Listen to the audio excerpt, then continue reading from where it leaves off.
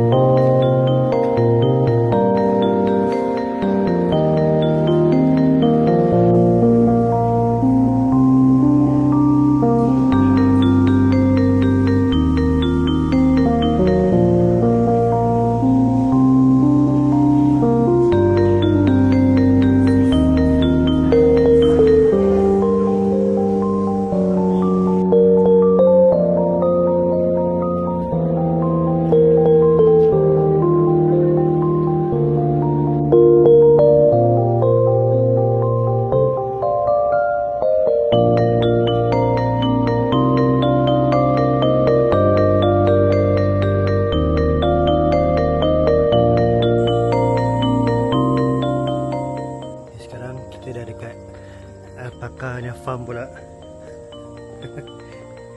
First time je aku nak tengok apakah.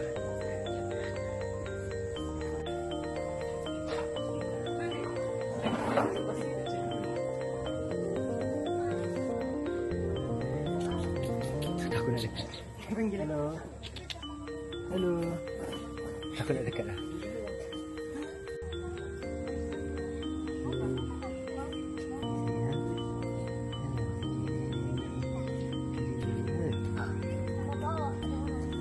Nampak muka dia.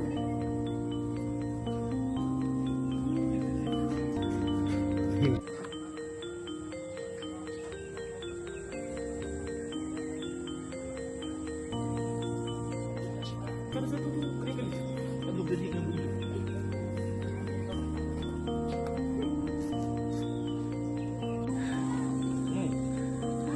Apa ya tak dapat. Tak tahu.